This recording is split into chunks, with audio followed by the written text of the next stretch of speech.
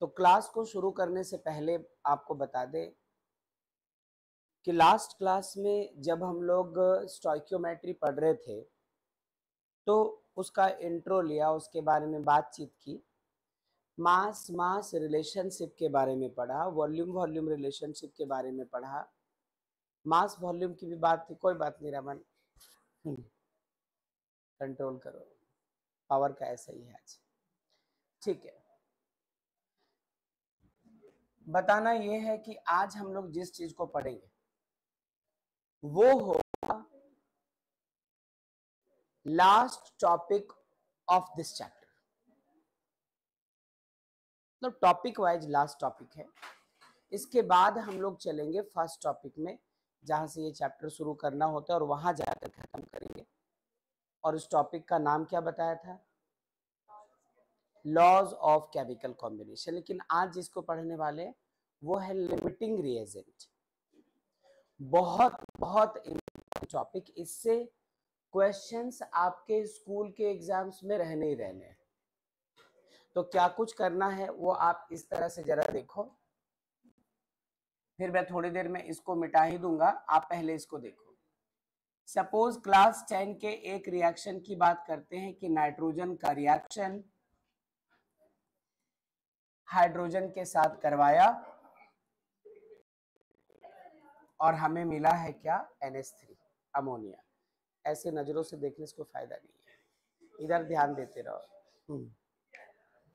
N2 plus H2 NH3। Of course ये balance नहीं है। LHS में नंबर ऑफ नाइट्रोजन एटम्स और RHS में कुछ और है। वैसे ही हाइड्रोजन भी डिफरेंट है। तो हम इसको बैलेंस करने के लिए नाइट्रोजन 2 है तो यहाँ पे 2 लगाया तो नाइट्रोजन 2 तो हो गया। Hydrogen 2 3 jar 6, 3 2 jar 6।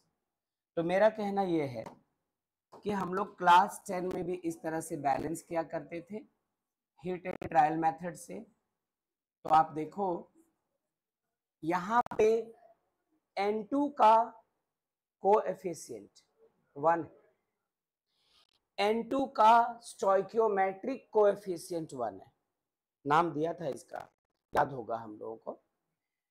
H2 का स्टोइकियोमेट्रिक कोएफिशिएंट है और अमोनिया गैस NH3 का स्टोइकियोमेट्रिक कांस्टेंट, स्टोइकियोमेट्रिक कोएफिशिएंट 2। ठीक, अच्छी बात।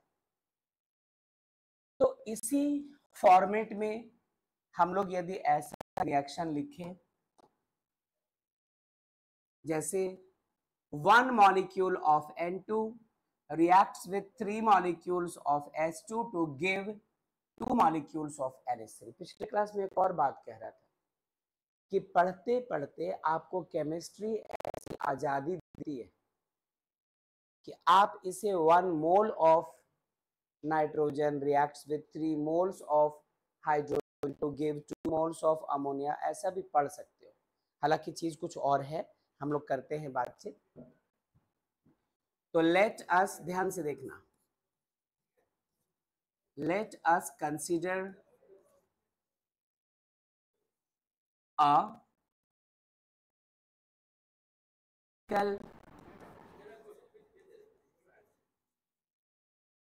रिएक्शन जो ऐसा दिख रहा है।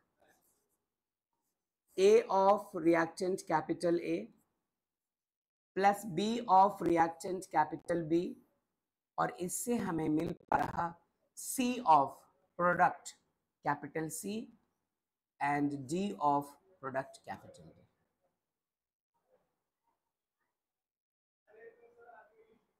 ठीक है, A का स्टोइकियोमेट्रिक कोएफिशिएंट 1, B का स्टोइकियोमेट्रिक कोएफिशिएंट B, C का स्टोइकियोमेट्रिक कोएफिशिएंट C और प्रोडक्ट D का हाँ वही D है। ठीक है, जबान तो ऐसे में लड़खड़ानी है। अभिनव को शायद नहीं पता, दूसरों को नहीं पता, हम लोगों को पता है, ऐसी क्या बात। ठीक है, एक और चीज, सपोज आपने बहुत स्टडी किया, बहुत ढूंढा तलाशा और आपको ए के नंबर ऑफ मोल्स कितने मिले हैं,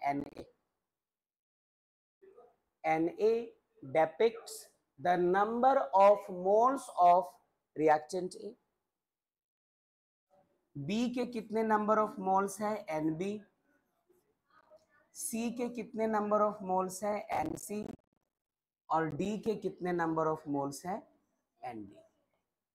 अभिनव इस बात का ख्याल रखना, Na, Nb, Nc और Nd ये number of moles of the reactants A and B है, the products C and D. तो Na क्या है, number of moles of A. Nb क्या है, number of moles of B. Nc क्या बना, number of moles of C. और ये बना है मोल्स ऑफ D. चलो अब एक नया टर्म पहले सीखो, उसके बाद हम लोग इस टॉपिक का हेडिंग भी देंगे, डिफाइन भी करेंगे, कुछ समझेंगे भी, देन हम लोग न्यूमेरिकल्स की तरफ भी जाएंगे. फिलहाल यहाँ पर आपको सीखना क्या है, मोल रेशियो, है ना. मोल रेशियो सीखना है, कैसी चीज है वो देखिए.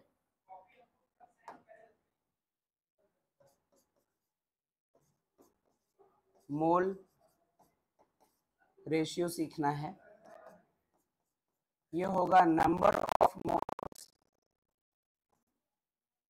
अपॉन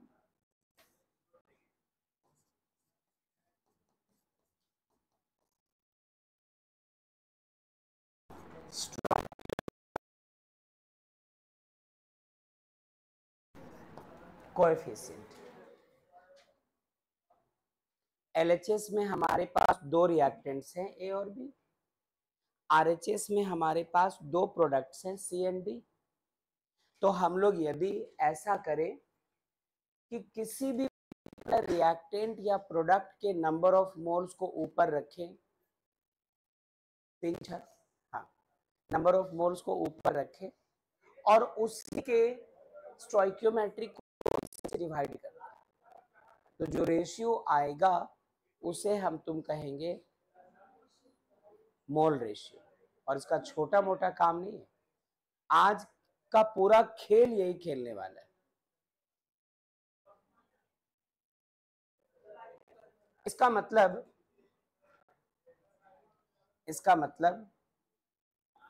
यदि आप सपोज ये रिजल्ट है, बहुत अच्छा, यदि हमारे पास एक रिजल्ट है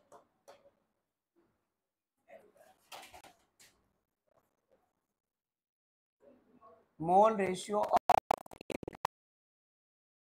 होगा number of moles of reactant A divided by, जरा देखो तो एक का स्टोइकियोमेट्रिक कोएफिशिएंट है, तो Na को आप डिवाइड करो A से, तो ये मिला मोल ratio of the reactant A. इसी तरह आप यदि चाहें ऑफ B क्या होगा, Nb by B.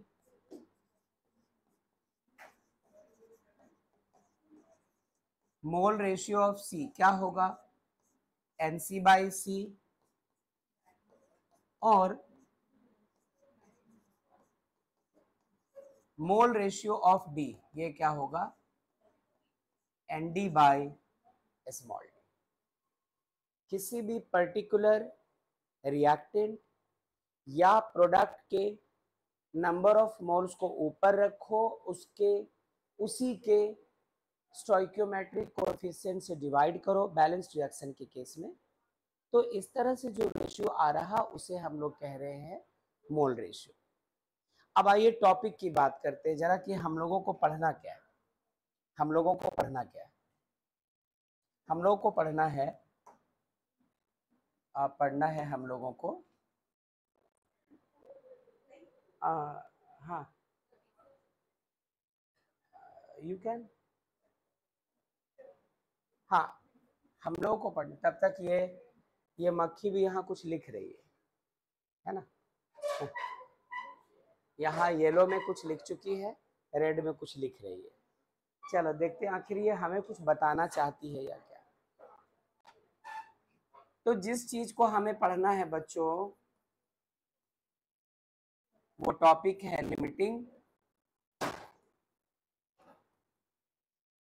Reagent. Limiting reagent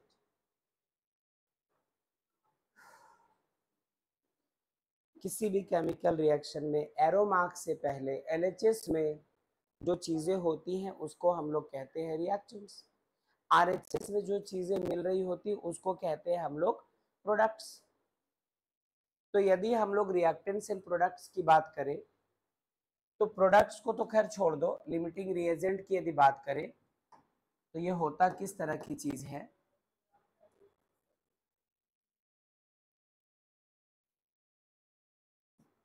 the reactant, suppose एक रिएक्शन बी से हो रहा है तो दोनों के दोनों रिएक्टेंट्स हैं। अब उनको हम लोग रिएजेंट भी बोलकर बुलाते हैं। अभिनव सुन पा रहे हैं आप? Yes sir. अच्छा ठीक है। तो होता क्या है, the reactant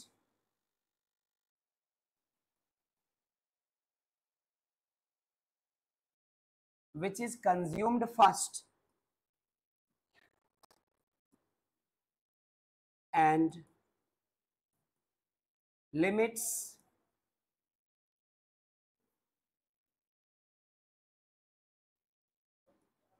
production of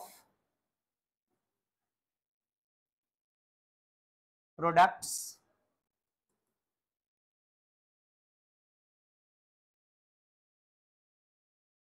balanced chemical reaction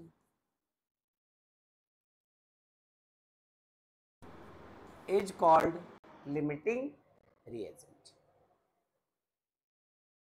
मतलब आप घर से बाइक लेकर निकलते हैं और बाइक के पेट्रोल टैंक में आपने टैंक फुल करवा लिया, पेट्रोल डलवा लिया और आपको कहीं जाना है दूर तक।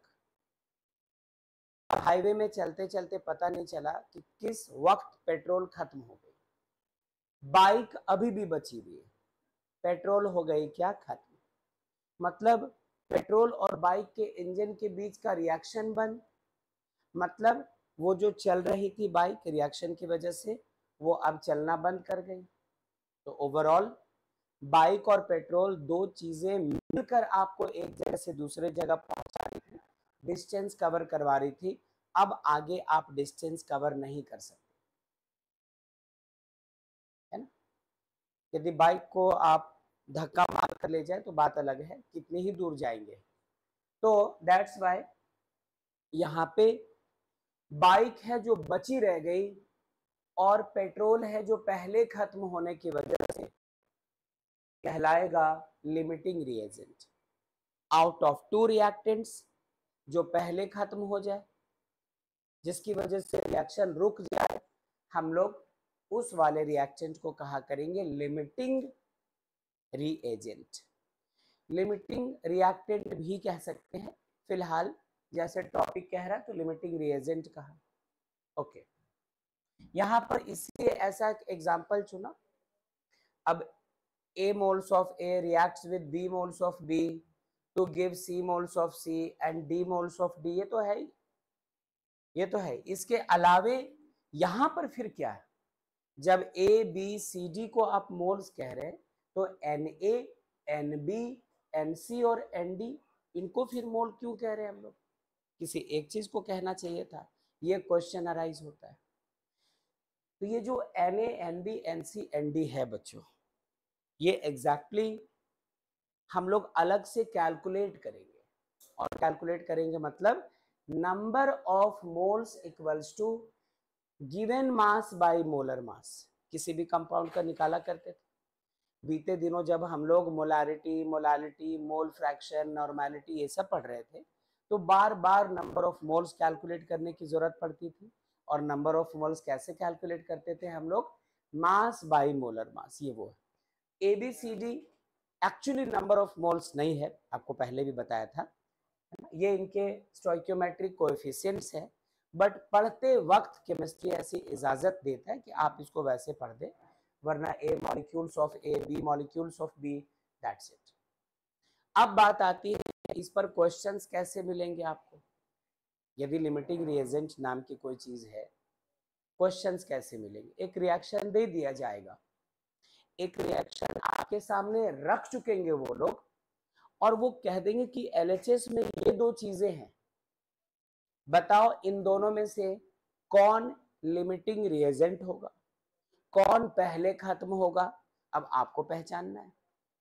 लिमिटिंग रिएजेंट के जस्ट ऑपोजिट जो दूसरा बचा हुआ कंपोनेंट रह जाता है, दूसरा जो बचा हुआ रिएक्टेंट है, उसे हम लोग कहते हैं एक्सेस रिएजेंट। एक्सेस रिएजेंट, यहां तो सारी बातें हैं, सबकी जरूरत अभी पड़ेगी। जरा आप इसको देखो, यदि आप एक हाइपोथेटिकल बैलेंस्ड केमिकल इक्वेशन लेते हैं, A of capital A, B of capital B, जिसकी वजह से हमें मिला C और D ऑफ कैपिटल, ठीक है। अब सुनना जरा, हम लोग यह पता करेंगे, इन दोनों में से पता करेंगे बच्चों, number of moles of A by stoichiometric coefficient of A, ये कहलाएगा mole ratio of the reactant A। हम लोग ये पता करेंगे number of moles of B by stoichiometric coefficient of B। हम लोग ये पता करेंगे फिर NC अपॉन C और ये ND अपॉन D। और पढ़ेंगे कैसे इसको? बड़े ही प्राउडली इसको वैसे पढ़ेंगे जैसे पढ़ना सीखा है। मोल ratio of reactant A, mole ratio of reactant B, mole ratio of product C, mole ratio of product.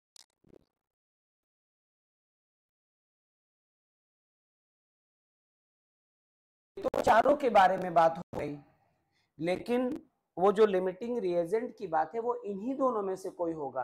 ये तो बेचारे प्रोडक्ट है, जिन दो चीजों के बीच रिएक्शन हो रहा है वो A और B है। जब तक कंटेनर में A मौजूद, जब तक कंटेनर में B मौजूद, तब तक रिएक्शन होता चला जाएगा, होता चला जाएगा। लेकिन जैसे ही दोनों में से एक भी कोई खत्म हुआ, रिएक्शन बंद। अब खत्म कौन होगा पहले?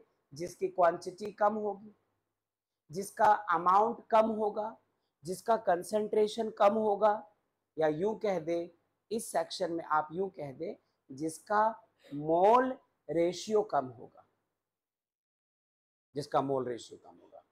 तो आप देखते हैं मोल रेशियो की बात यदि होगी तो कैसे होगी।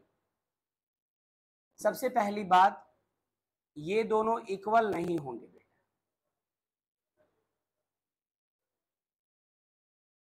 दोनों में से कोई ना कोई थोड़ा कम और कोई ना कोई थोड़ा ज्यादा होगा, तभी तो दो में से कोई एक पहले खत्म होगा और कोई दूसरा कुछ देर के बाद, या शायद वो पड़ा रहे।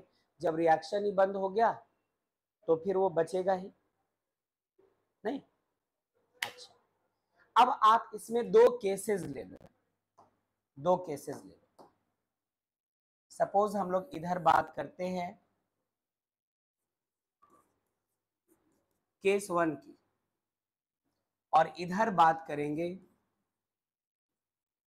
केस 2 की। Abhinav please reply. Yes sir. Thank you. अब सुनो मेरी बात, केस 1 में हम तुम ऐसा मानने जा रहे बच्चों, ऐसा हम लोग एज्यूम करने जा रहे कि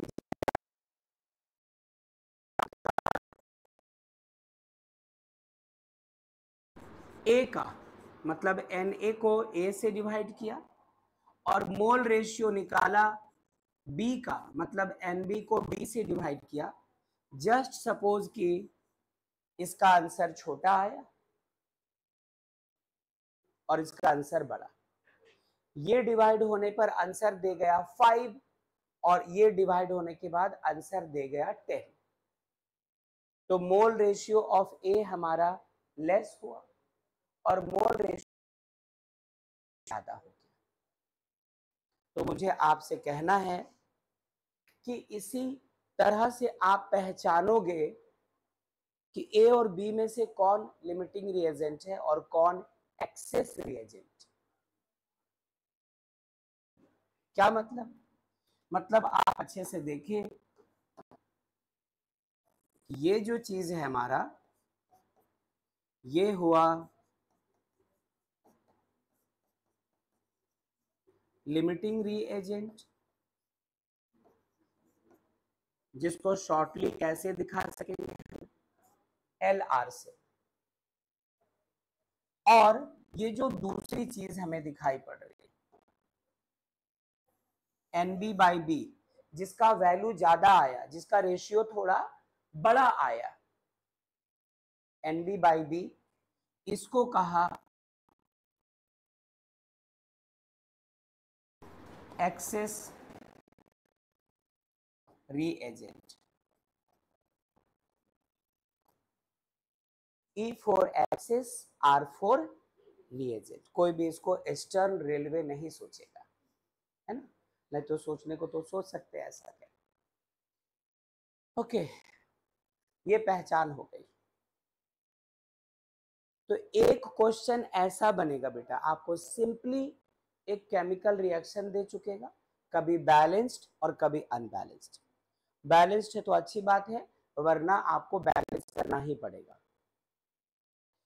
उसके बाद कह देगा कि आप ये बताओ कि इसके एलएचएस में ये दो चीजें हैं, तो इनमें से आप किसको लिमिटिंग रिएजेंट कहेंगे और कौन होगा एक्सेस रिएजेंट।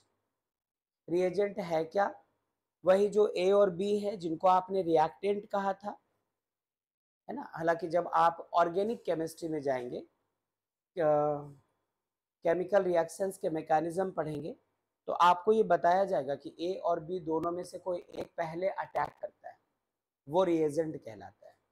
कोई दूसरा ऐसा होता है जिस पे अटैक होता है तो रिएक्ट करना शुरू करता है। लेकिन मैं अभी आपसे बोलना चाहता हूँ, ए और बी को कलेक्टिवली आपने कहा, इंडिविजुअली ए और बी को आप रिएजेंट बोल दो। तो यहाँ पे जो ए है हमारा वो लिमिटिंग रिएजेंट है, ये पहले खत्म होगा, और ये जो बी है हमारा वो एक्सेस रिएजेंट है, वो बचा रह जाएगा कंटेनर में, है ना। Left out material, remaining material किसको कहेंगे हम लोग एक्सेस रिएजेंट, किसको कहेंगे।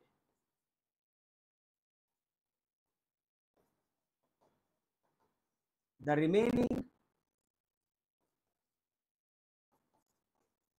और लेफ्ट आउट रिएक्टेंट, वो कहलाता है हमारा एक्सेस। जैसे अभी पेट्रोल और बाइक की बात कर रहे थे, पेट्रोल खत्म हो जा रहा था, बाइक वैसे की वैसी थी, तो हम लोग पेट्रोल को लिमिटिंग रिएजेंट कह सकते हैं और बाइक को एक्सेस रिएजेंट। ऐसे बहुत बार कुछ प्रोग्राम चल रहा होता है, खाना खत्म होने की बारी आती है ना, मेहमान खत्म ही नहीं हो रहे, है ना। आप मुंबई में रहते, दिल्ली में रहते हैं और कार्ड बांट दिया कुम्हारपट्टी में, अब क्या हुआ कि खाना खत्म हो जाए इसका चांस है ना, और गेस्ट अभी भी खाने को बाकी रहे, तो क्या खाना लिमिटिंग रिएजेंट हो गया और जो आपके गेस्ट हैं वो एक्सेस रिएजेंट हो गए, एक ऐसा हो जाता है। चलो खैर, बाकी और देखते हैं। जरा केस 2 में आ जाओ। केस 2 में आने से पहले एक और बात बच्चों, एक और बात इंपॉर्टेंट, एक और बात बहुत इंपॉर्टेंट। और क्या पूछ सकता है आपसे, दो ही चीज।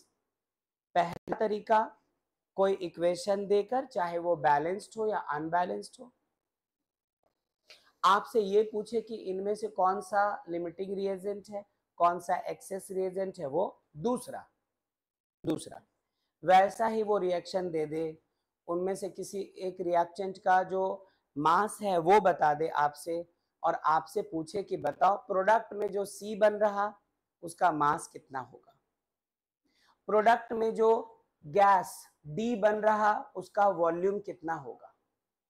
तो हम लोग इसके हेल्प से, इस कॉन्सेप्ट के हेल्प से वो भी बता सकते हैं। और कुछ क्वेश्चन वैसे नहीं बनेगा इससे, ये दो मेन क्वेश्चंस है, उसके अलावा कुछ बनेगा तो आपको लगेगा कि ये तो स्टोइकियोमेट्री का कुछ रिलेशन यहाँ पर रख के चलना है। फिलहाल सुनना, केस 2 में आने से पहले एक बात ये करनी है,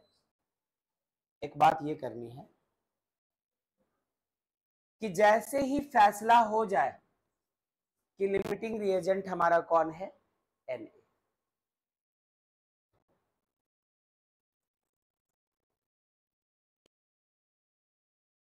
Na NC अपॉन C से,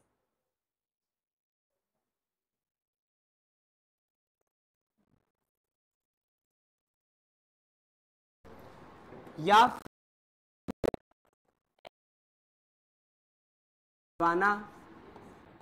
ND अपॉन D।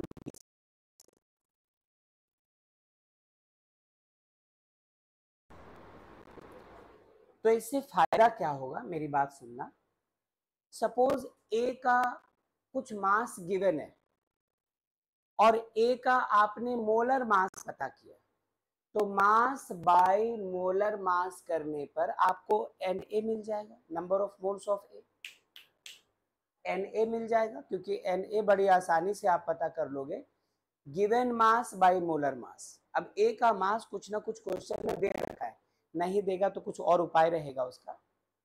और बैलेंस करने के दौरान ये जो small a b c d है वो तो आप लगा चुके हैं, कहीं पे 3, कहीं पे 2, कभी कहीं पे 1, कहीं पे 1/2, ये तो पता रहेगा। इस तरफ बैलेंस करते समय प्रोडक्ट साइड सी के साथ जो कोएफिशिएंट है वो भी पता रहेगा। आप क्या पता कर सकेंगे बेटा, एनसी। मतलब यदि ऐसे इक्वेट करेंगे तो ये तो मास बाय मोलर मास करके पता किया, ये तो केमिकल रिएक्शन को बैलेंस किया, उसी वक्त दिख गया कि कितना रखना है, ये भी दिख गया कि कितना रखना है। एनसी आप क्रॉस मल्टीप्लिकेशन करके निकालो।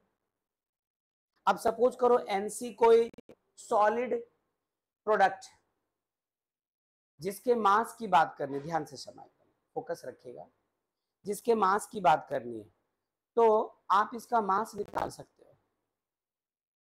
सपोज कि आप ऐसी कुछ बात यहां पर हो गई, एनसी इक्वल्स टू होगा क्या, mass of C upon molar mass of C. N C आपने अभी अभी क्रॉस करवा कर निकाला, सी में क्या प्रोडक्ट बना है वो तो केमिकल रिएक्शन में होगा कि CO2 बना है सी के जगह, H2O बना है सी के जगह, या कुछ और बना है, तो आप उसका मोलर मास निकाल ही लेंगे। क्रॉस मल्टीप्लिकेशन करवा कर क्या निकाल सकते हैं, मास। कई बार जो प्रोडक्ट बना सी या डी वो गैसियस भी तो हो सकता है। अब जब गैस के फॉर्म में है तो हमें उसका मास नहीं चाहिए, वॉल्यूम चाहिए। तो फिर से सुनो, सपोज ये हमारा सॉलिड था, एनडी की बात हो गई, एनडी ये होगा वॉल्यूम इन लीटर एलसीपी अपॉन 22.4 लीटर।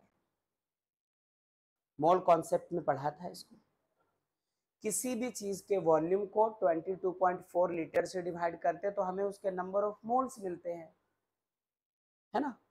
जब ग्राम एटम, ग्राम आयन, ग्राम मॉलिक्यूल पढ़ रहे थे, एवोगाड्रोज नंबर की बात हो रही थी, और साथ साथ बात हो रही थी और किसकी, मोल्स की बात हो रही थी, तब ये भी निकाल सकते हैं। या कई बार नंबर ऑफ पार्टिकल्स है तो उसको एवोगाड्रो नंबर से डिवाइड करेंगे तो हमें मोल्स देकर जाएगा। खैर फिलहाल ये दो चीज रखो, आगे सुनना, केस 2 में मुझे आपसे क्या बात करनी है, केस 2 में क्या बात करनी है, इसका जस्ट अपोजिट कंसीडर करो कि आप मोल रेशियो निकालने गए हो और आपने इस बार क्या देखा, मोल रेशियो में इस बार क्या देखा कि Na अपॉन ए कैलकुलेट किया और Nb अपॉन बी कैलकुलेट किया। पिछली बार ये लेस था, ये ग्रेटर, इस बार उल्टा हुआ, ये ज्यादा हो गया और वो कम। तो अब कौन है लिमिटिंग रिएजेंट? बी। जिस किसी रिएक्टेंट का मोल रेशियो कम हो वही होता है लिमिटिंग रिएजेंट। तो इस बार आप ऐसा कह सकते हैं कि ये जो Na है ये हुआ हमारा एक्सेस रिएजेंट और ये जो Np है जिसका अमाउंट कम है ये क्या हुआ हमारा limiting reagent.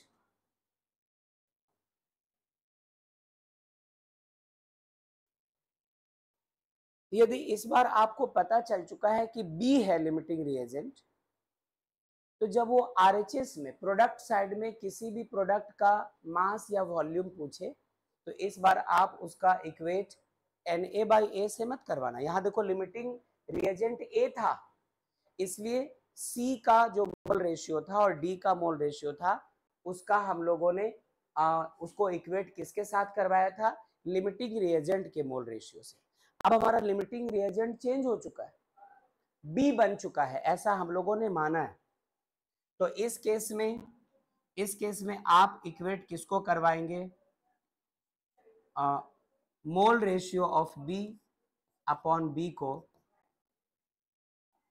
Mole ratio of B को आप इक्वेट करवाएंगे मोल रेशियो ऑफ सी के साथ। आपका न्यूमेरिकल प्रॉब्लम सॉल्व होगा, या फिर एनबी अपॉन बी को एनडी अपॉन डी के साथ, तब आपका न्यूमेरिकल प्रॉब्लम सॉल्व होगा। मतलब जो एक्सेस रिएजेंट है ना उसका तो कहीं काम ही नहीं पड़ा। आपको जिन दो टाइप के न्यूमेरिकल्स की बात कर रहा था अभी मैं, उन दोनों टाइप्स में चाहे कुछ भी पूछे कि आइडेंटिफाई द लिमिटिंग रिएजेंट, तब भी आपको देखना है कि मोल रेशियो किसका कम है, या आइडेंटिफाई करने के बाद आपसे कह दे कि also find the mass of this product formed, तब भी आपको हेल्प किसकी चाहिए होगी, लिमिटिंग रिएजेंट की, जिसका मोल रेशियो कम है। तो ओवरऑल जल्दी जल्दी थोड़ी सी बात देखें तो यहां पर हम लोगों को पढ़ना था लिमिटिंग रिएजेंट हमारा, जिसमें कहा कि यदि दो रिएक्टेंट्स है तो उन दोनों में से वो वाला reactant which is consumed first, जो पहले खत्म हो जाए, है ना, खाना पहले खत्म हो जाए या मेहमान आने बंद हो जाए, दो में से एक, तो तुरंत क्या होता है, प्रोडक्शन, जो प्रोडक्ट का प्रोडक्शन है वो रुक जाता है, प्रोडक्ट में और कुछ बनना बंद हो चुका होता है। तो हम लोग उन दोनों में से उसी रिएक्टेंट को कहते हैं क्या, लिमिटिंग रिएजेंट। उसके बाद कहा कि इसको किसी तरह से तो एनालाइज करना पड़ेगा, कोई ना कोई तो इस टॉपिक का एक बेस बनेगा। तो आपसे कहा कि इस टॉपिक में आगे जाने से पहले सुन कर रख लो कि मोल रेशियो नाम की कोई चीज होती है, और ये एक्चुअली रेशियो है किसका, number of moles of a compound upon its stoichiometric coefficient in a given balanced chemical reaction. तो यहां तो बात ये हो गई। फिर कहा कि यहाँ पे चार चार लोग हैं, ए बी सी और डी, यदि इन चारों के इंडिविजुअली मोल रेशियो पता करना चाहे तो मोल रेशियो ऑफ ए क्या होगा, Na/A, mole ratio of B क्या होगा, Nb/B, मोल रेशियो ऑफ सी क्या होगा, Nc/C, और मोल रेशियो ऑफ डी क्या होगा, Nb/D। यहाँ के बाद सवाल उठ के खड़ा हुआ कि आखिर मोल रेशियो हम लोग पता क्यों करेंगे, इससे हमें क्या पता चलने वाला है। तो बात की हम लोगों ने, यदि इस तरह के किसी हाइपोथेटिकल रिएक्शन में आप LHS की बात करेंगे तो इन दोनों के मोल रेशियो सेम नहीं होते, कोई ना कोई एक होता है जो थोड़े ज्यादा अमाउंट में और कोई ना कोई दूसरा होता है जो थोड़े कम अमाउंट में, इसलिए इक्वल तो होना नहीं चाहिए। उस केस में किसी एक को हम लोग लिमिटिंग रिएजेंट कहते हैं और दूसरे को एक्सेस रिएजेंट। लिमिटिंग कौन? जिसका ये मोल रेशियो छोटा हो जाए, और एक्सेस कौन? जिसका ये मोल रेशियो बड़ा हो जाए। इसके बाद कहा कि जो पहले खत्म हो रहा है जो लिमिटिंग रिएजेंट है उसके मोल रेशियो से इक्वेट करवाओ, कभी प्रोडक्ट सी के मोल रेशियो को तो कभी प्रोडक्ट डी के मोल रेशियो को। इससे हमें जो अननोन चीजें पूछी जाएंगी वो कैलकुलेट करने में काफी हेल्प मिलने वाली है।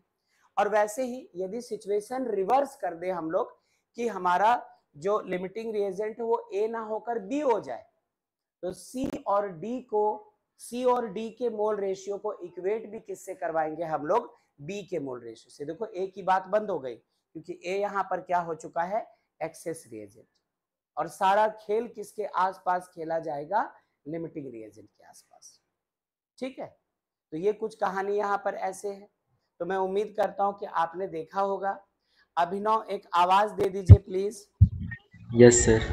ओके, चलो हम लोग अब क्या करेंगे, यहाँ पे कोई क्वेश्चन ले लेंगे और देखेंगे कि उस क्वेश्चन में हम लोगों से क्या क्या पूछा जा सकता है लिमिटिंग रिएजेंट के केस में। क्या आप पहले नोट करना चाहेंगे इनको? क्या आप पहले नोट करना चाहेंगे? कर लीजिए नोट, उसके बाद ही आगे चलते हैं।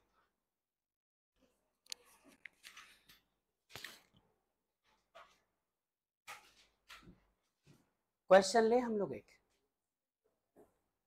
हाँ जल्दी जल्दी, खुशनुमा का वाक्य। अभिनव नोट हो गया आपका? Yes sir. ठीक है,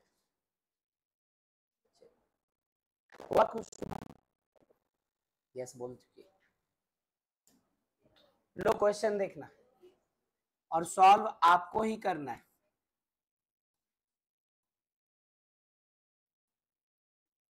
identify the limiting reagent and excess reagent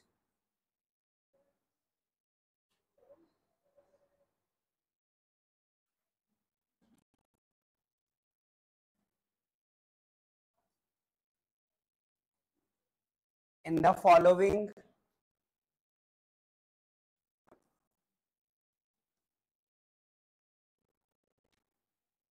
chemical equations। ठीक है, ठीक। पहला इक्वेशन दे रहा था हमें 2a प्लस 3b और प्रोडक्ट में हमें p मिलता है, और ऐसा इन्होंने लिख दिया कि ये जो a है हमारे पास, ये जो a है इसके 2 मोल्स है हमारे पास, इसके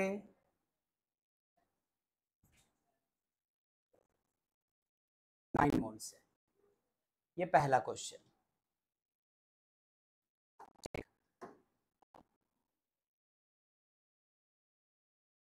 और दूसरा क्वेश्चन ये रहा, x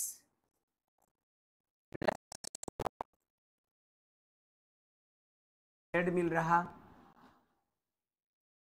और नहीं इसके बाद इन्होंने क्या कहा है कि इसके हम लोगों को 3 मोल्स लेने हैं,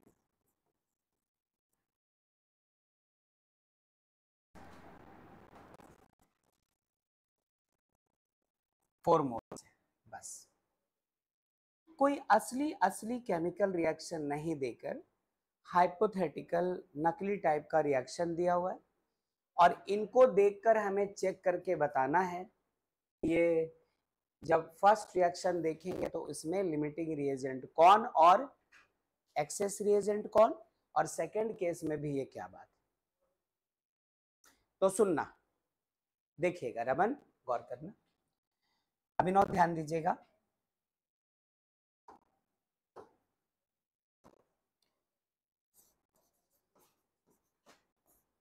फर्स्ट वाले इक्वेशन की बात करें, इसमें एन ए निकालोगे अपॉन ए निकालोगे।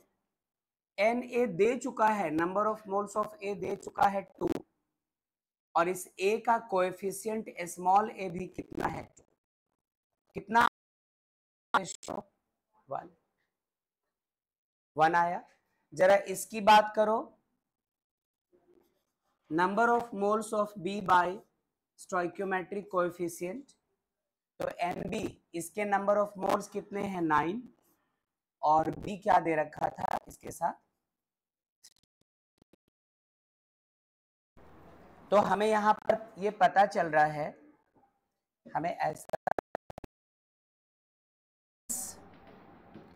N A by A is less than n B by B.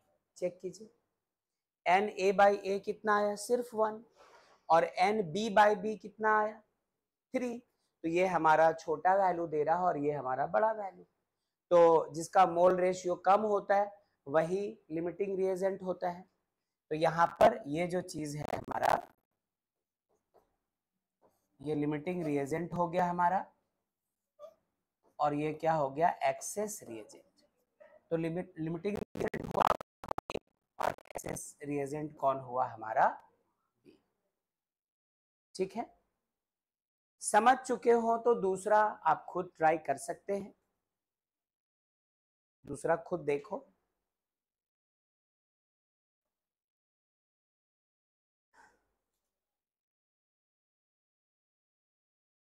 Bhavya का हो चुका सेकेंड वाला, प्रिया का भी हो चुका है, आकर्ष का भी हो चुका है, उत्कर्ष का भी, अभिनव आपका हुआ। Yes sir. ठीक है,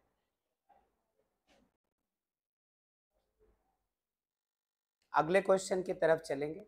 मतलब ऐसे क्वेश्चंस आपको दिख जाते, 1 मार्क्स के लिए इस तरह के क्वेश्चंस आपके सामने रखे जाते हैं।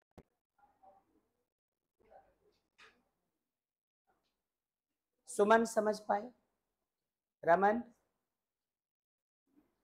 हुमा का भी हो चुका है, जैस्मिन सॉल्व कर चुकी हैं, श्रेया, ओके, शमा का हो चुका है, पल्लवी, संध्या, नितिका, अंकिता, खुशनुमा,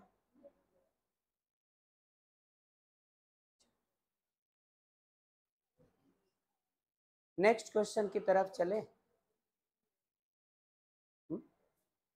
एक क्वेश्चन लिखिएगा बच्चों, अभिनव एक क्वेश्चन लिखना, find the volume of CO2, find the volume of CO2 obtained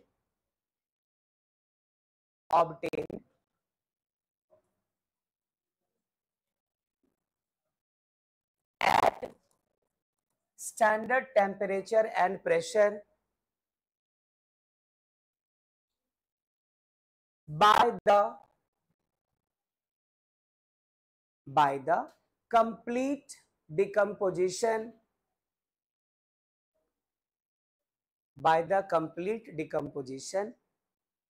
of 9.85 gram of BaCO3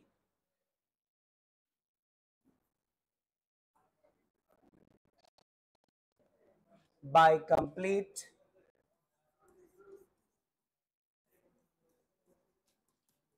decomposition of 9.85 gram, ये रहा क्वेश्चन। अब ये बिल्कुल अलग शक्ल का है, हम लोग देख पा रहे हैं, कोई रिएक्शन वगैरह दिया नहीं है। एक्सपेक्ट करेगा कि ये रिएक्शन हम लोग खुद लिख ले, क्लास 10 के लेवल से आया हुआ रिएक्शन है। तो आइए इस क्वेश्चन की शुरुआत मिलकर करें और उसके बाद जितना जो कुछ हो पाए उसके हिसाब से आगे चलते हैं। इस बार ये नहीं पूछा कि आप बताओ लिमिटिंग रिएजेंट कौन है, एक्सेस रिएजेंट कौन है, वो तो कैलकुलेट करना ही पड़ेगा।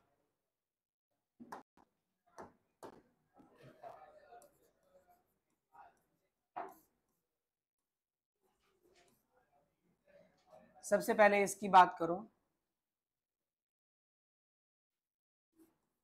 BaCO3 है, इसको हिटने पर ये ब्रेक होता है, BaO के सेकंड। कोई ऐतराज हम में से किसी को? Reaction confirm. अच्छा, उसके बाद आप ये चेक करो कि ये बैलेंस्ड है कि barium 1 barium 1, carbon 1 carbon 1, oxygen 2 और 1 3, और यहां पर ऑक्सीजन पहले से क्या है 3। फिर भी हमें पता है कि जब मोल रेशियो निकालेंगे तो हमें वो स्टोइकियोमेट्रिक कोएफिशिएंट से डिवाइड करना ही होगा। यदि आप फिर भी उनको दिखाना चाहो तो यहाँ पे 1, यहाँ पे 1 और यहाँ पे भी क्या है, सब कुछ ठीक। सुनना बेटा ध्यान से, क्योंकि ये सॉल्व होने के बाद ऐसा ही एक क्वेश्चन और ले लेंगे हम लोग, बिल्कुल ऐसा एक और क्वेश्चन ले लेंगे, इसलिए इसको पहले बहुत गौर से देखिए। ठीक, ये BaCO3 का हमें बता चुका है, इसका मास कितना दिया है 9.85 ग्राम, और हमें किसकी जरूरत पड़ेगी, number of moles of BaCO3 की। और नंबर ऑफ मोल्स कैसे निकलता है, given mass by molar mass, given mass by molar मास की बात है। तो गिवन मास तो है हमारे पास, BaCO3 का हम लोगों को चाहिए होगा कि उसका मोलर मास हम लोग निकालें और उसके बाद वहां से आगे चले। सुनो जरा, यदि आपको याद हो तो का बेरियम का एटॉमिक मास होता है 137, कार्बन का कितना बच्चों 12, ऑक्सीजन का कितना 16 इंटू 3, तो 137 प्लस 12 प्लस 48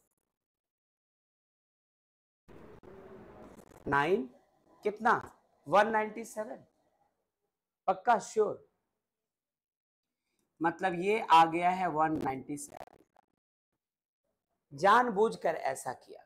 इस पर बेस्ड कोई भी क्वेश्चन हो तो जो रिएक्टेंट है ना जिसके बारे में बात हो रही होगी LHS में, उसका आपको मोलर मास निकालना ही पड़ेगा ताकि आप उसके नंबर ऑफ मोल्स पता।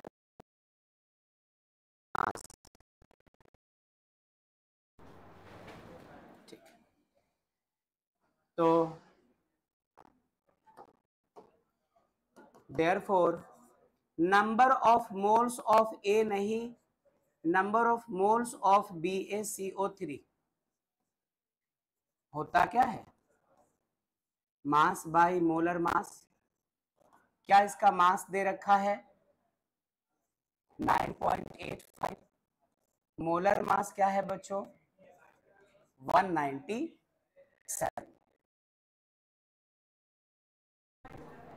0.05, पक्का श्योर 0.05, दिस मच मोल्स। ठीक है, अब आ जाइए आप मोल रेशियो की बात करने के लिए, मोल रेशियो की बात करेंगे तो किसके किसके मोल रेशियो को लेंगे जरा देखो तो पहले, एक तो इसके मोल रेशियो को लेंगे और दूसरा इसका मत लेना, इसकी बात करना, क्योंकि उन्होंने पूछा किसके बारे में है, CO2 के बारे में। तो हम लोग ऐसा कर सकते हैं क्या, now number of moles of BaCO3 upon इसके साथ कोएफिशिएंट कितना है 1, must be equals to CO2 upon इसका भी कोएफिशिएंट कितना है 1। आप बोलेंगे कि ये जैसे BaCO3 का नंबर ऑफ मोल्स निकाला वैसे इसका भी तो निकाल सकते थे, नहीं निकाल सकते थे ना। ये तो इसलिए हो पाया क्योंकि मास दे चुका था, मास बाई मोलर मास, इसलिए पॉसिबल हुआ।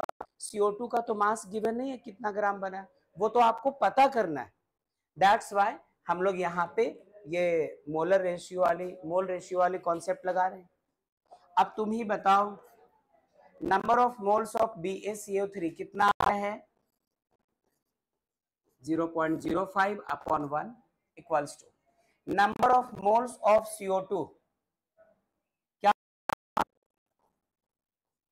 मास बाय मोलर मास। CO2 का कितना होता है मोलर मास 42। क्या क्रॉस मल्टीप्लिकेशन करके हम लोग नहीं बता पाएंगे कि इसके 9.85 ग्राम जब डिकम्पोज होंगे तो हमें CO2 का कितना मास मिलना है। ठीक है, तो इसको करवा दो क्रॉस, मास ऑफ CO2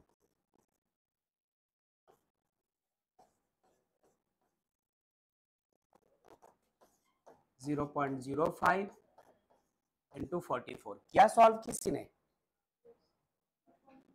कितना कहा 2.2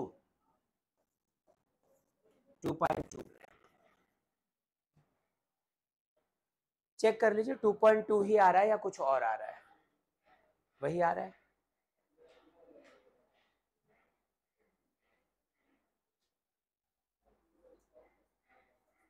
अभिनव देखा सुना? Yes sir. ओके,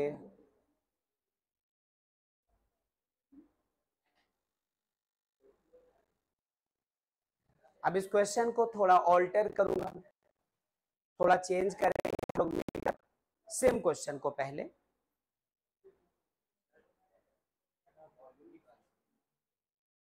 अरे हाँ, वही तो मैं चेंज करने वाला था, मुझे लगा मास निकालना है। यहाँ तो वॉल्यूम चाहिए था, हम लोगों को वॉल्यूम चाहिए था। तो क्या कुछ कर सकेंगे, ठहरो जरा, पहले तो एक काम करो, अभी ज्यादा कुछ नहीं, सबसे पहले थोड़ी देर के लिए यूजुअल हो या अनयूजुअल हो आप यहाँ पे मास लिख दो ताकि एक करेक्शन मिल जाए, फॉर्मेट हम लोगों को समझ में आ जाए। चलते हैं इसके बाद सेम क्वेश्चन में वॉल्यूम की बात करने के लिए। पूरा आंसर चेंज करने से अच्छा क्वेश्चन को थोड़ा ऑल्टर कर दो, एक फॉर्मेट हमारे पास रह जाएगा। Okay,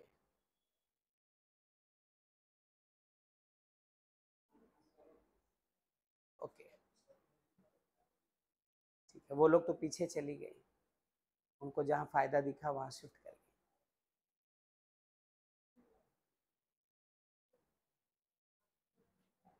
okay Abhinav, yes sir.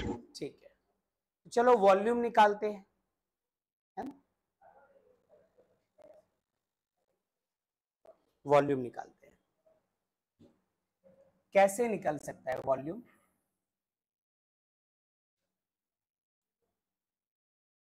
Volume को कैलकुलेट करना चाहते हैं, जरा आप इस चीज को देखें, number of moles of BaCO3 के बिल्कुल इक्वल हुआ number of moles of CO2, तो हम लोग कह सकते थे कि number of moles of CO2 भी 0.05 होता। हाँ देखो, नहीं, since number of moles of CO2 equals to 0.05, यदि आप इसको गैस एज्यूम कर लो तो गैस का नंबर ऑफ मोल्स से निकालते हैं हम लोग, वॉल्यूम इन लीटर अपॉन 22.4। तो आप इसके जगह लिखो वॉल्यूम जो कि लीटर में होना चाहिए upon 22.4 0.05। Therefore volume of CO2 जो आएगा वॉल्यूम ऑफ CO2, ये मिलेगा 0.05 मल्टीप्लाइड बाय 22.4। जरा कैलकुलेट कीजिए क्या देता है। इस बार तो 1 पॉइंट समथिंग मिलना चाहिए हमें। ओके अभिनव? Yes sir. ठीक है, 1.12, ये हुआ 1.12 लीटर। ठीक,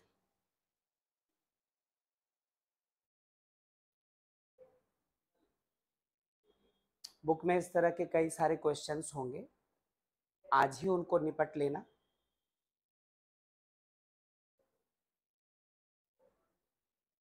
चलो एक क्वेश्चन, मतलब ये पैटर्न यही रहेगा जब आप बुक ओपन करेंगे, एनसीईआरटी या कोई भी बुक ओपन करोगे तो लिमिटिंग रिएजेंट, एक्सेस रिएजेंट का थ्योरी सिर्फ इतना मिलेगा आपको, और उसके बाद क्वेश्चंस इस पे रहते हैं, एग्जाम्स में पूछे भी जाते बेटा क्वेश्चन इस पे। हाँ चलो एक क्वेश्चन लिख लो, तो ये आपका होमवर्क रह जाएगा, है ना, ये होमवर्क रह जाएगा। जरा क्वेश्चन एक लिखिए, कैलकुलेट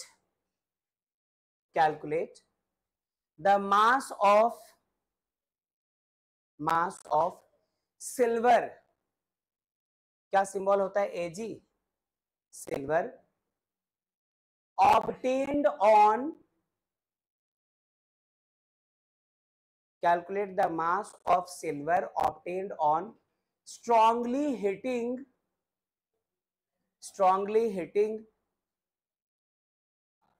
कितना ले लो, 2.76 ग्राम,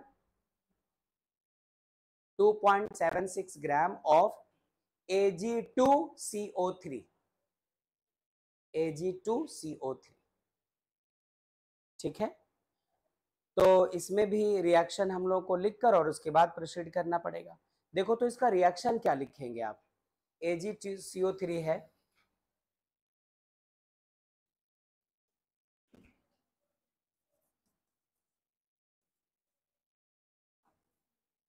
सिल्वर तो बनेगा ही, इशारा कर दिया इन्होंने, plus CO2 plus O2, balance करना होगा बच्चों, रिएक्शन तो यही बनेगा, इसको आप बैलेंस कर लो, देखो क्या क्या देना पड़ेगा साथ में।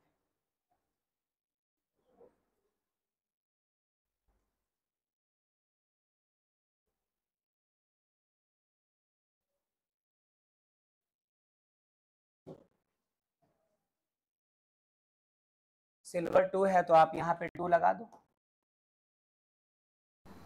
अब Ag2 कार्बन 1 ऑक्सीजन 3 है यहाँ पे, यहाँ तो ऑक्सीजन 4 हो जा रहा है, तो क्लास 10 का हिट एंड ट्रायल मेथड, यहाँ पे हाफ लगा दिया, है ना। तो अब आपको A B C वगैरह का पता है, इसका जो कोएफिशिएंट हो गया वो 1, इसका कोएफिशिएंट 2, इसका कोएफिशिएंट, तो किसकी किसकी बात हुई है इस बार, इसकी और इसकी। तो आप कैसे बढ़ेंगे, कैसे प्रोसीड करेंगे, number of moles of Ag2CO3 upon इसका स्टोइकियोमेट्रिक कोएफिशिएंट कितना है, 1 है, इक्वल टू, इसकी जरूरत है number of moles of silver upon इसका स्टोइकियोमेट्रिक कोएफिशिएंट कितना है ना।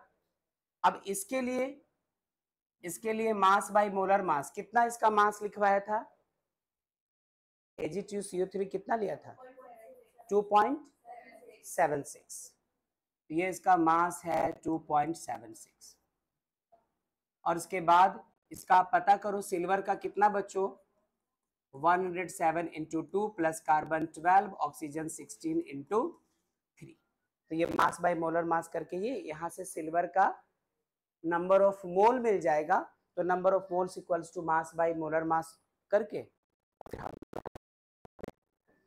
हो पाएगा, ये हो जाएगा। तो इसी के साथ वजह से उठते हैं,